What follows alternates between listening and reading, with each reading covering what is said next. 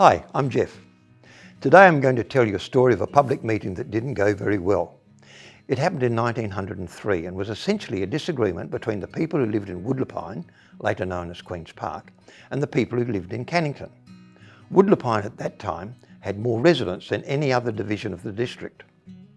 Some people living back in Cannington felt that their needs were superior to the newcomers and held a meeting to form a Progress Committee for Canning.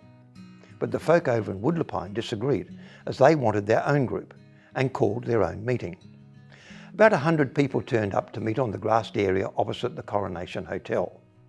No sooner had Mr. Humphreys, a prominent local resident, started the meeting with the proposal to form a Progress Association than the fun started, including the crowd being pelted with ripe tomatoes. Shouts and insults flowed hard and fast, and comments like, "Pull his whiskers," and "Stoush him on the snout" were heard. Mr. Mason, the road board clerk, was in the thick of it and was reported as firing off a string of oaths and a cloud of blasphemy. He strode up to the chairman tendering his resignation. A Mr. Tate, a member of the roads board, took umbrage and asked Mr. Mason, the board clerk, if he'd called him a pointer and a sweater, whatever that means, but it must have been insulting. Mason repeated his words and Tout is reported to have stoushed him on the jaw. Needless to say, this stopped the meeting, and in the following days the clerk, Mr. Mason, was suspended.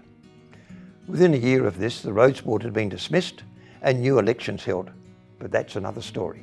I'm glad to say that public meetings these days are much milder affairs.